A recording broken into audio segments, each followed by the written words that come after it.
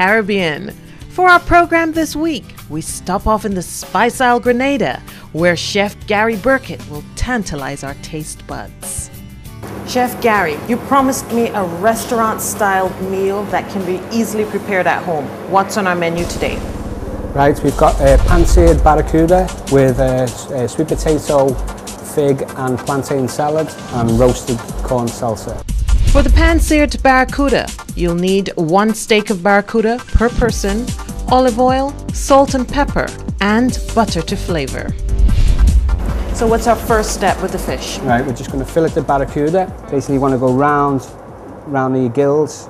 So this is basically this is a line for you to follow. So you go round the gills and then you want to come down the back. Okay. Well, let's see you in action. Okay, so you want to go round. And I guess this requires a pretty sharp knife. Yeah, you need to keep your knife sharp all the time. And then I'm just going to have to turn around here to come. And then you want to follow the backbone. Okay. Straight the way down. You want to keep your knife as close to the bone as possible. Just follow it all the way down. You know, you want a nice clean bone. And then just basically follow it.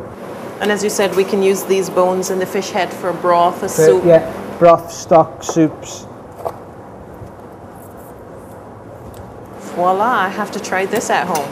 And another thing you can do, if you're doing snapper, tuna, swordfish, your bone, the meat that's actually left on the bone, you can scrape. And you can make ceviche, you can do a tartare, which we have on the menu. So we're getting another use out the fish as well then. So. And we're going to keep the skin on the fish? Yeah, I mean we keep the skin on the fish for, well obviously for presentation, and it keeps the fish together as well. So where do we go from here now? Right, basically we're going to clean it up and portion it out. Generally I'd pin bone it all first and then trim it up, but you can trim the belly off. But as we're just doing it now, we just want to take 1 6 to 7 ounce portion of fish, nice portion of fish, and then you want to score the skin. So we want to place 3 or 4 incisions into the fish. Oh, what does this do? Right, well this helps, 1, it actually seasons inside of the fish. 2, it helps in the cooking process, and 3, it helps crisp the skin up as well. And traditionally, I know I for one think I'm guilty of this, overcooking our fish. Yeah, I mean... How long does it take to cook a piece of fish this size? Well, a piece of fish this size, it'll cook in 4 or 5 minutes, basically. And one thing I find is, with people that are using a lot of frozen fish these days, they're scared of undercooking it, for health reasons. Yes. So, but I mean, when you've got fresh fish like this, it cooks in half the time anyway. Okay, well, we can begin to season. Okay, so we're just going to season the fish, a touch of oil, and salt and pepper. That's black pepper. Yeah, fresh black pepper and a touch of salt. And really, you don't want to season your fish too early, because the more salt you add, the more moisture it draws out the fish.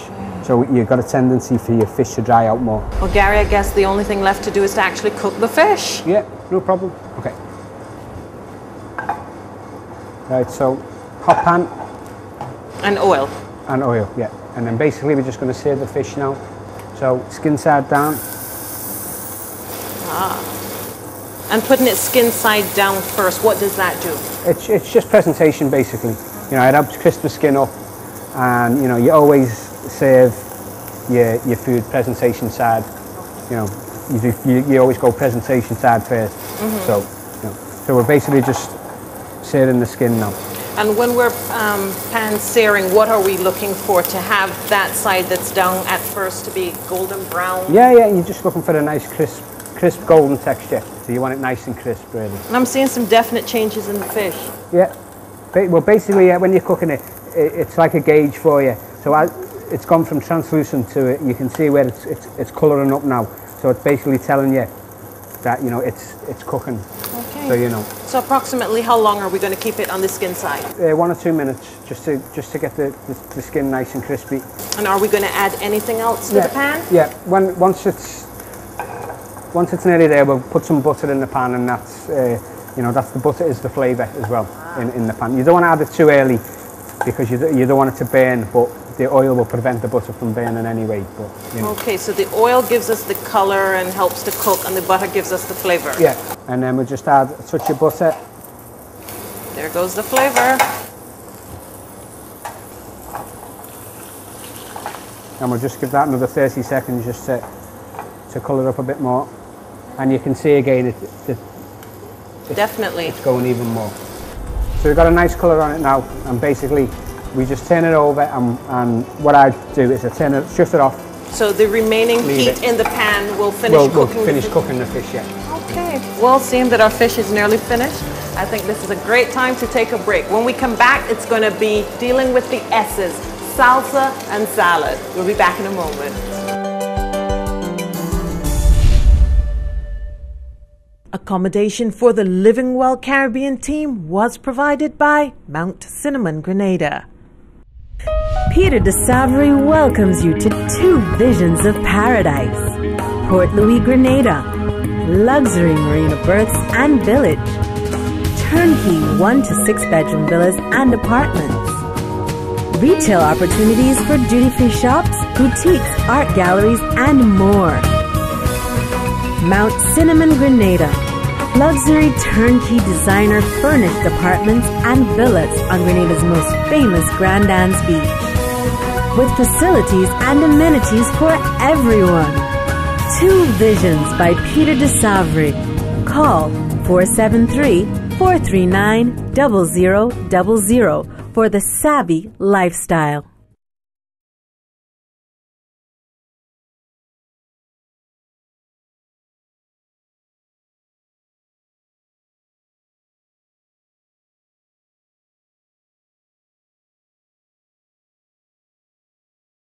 Living Well Caribbean is brought to you by the Barbados Agricultural Society and the Barbados Manufacturers Association. We are Bajan through and through. We are proud of what we do. We are known throughout the world. Yeah, we got good vibes. True, real strong. Something to satisfy me. Real fresh. Something to make me happy. Real cool, real style. That's Bajan for real. Bajan for real. Bajan products are strong, cool, fresh, and stylish. That's Bajan for real.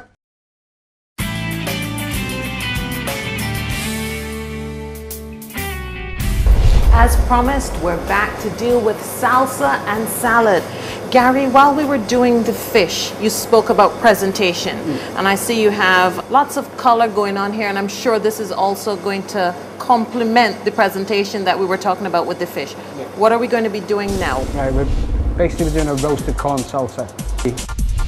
For the roasted corn salsa, which will serve 4 to 6 persons, you'll need 2 corn cobs, which should be roasted in the oven for 20 minutes and then cooled before the corn is removed from the cob.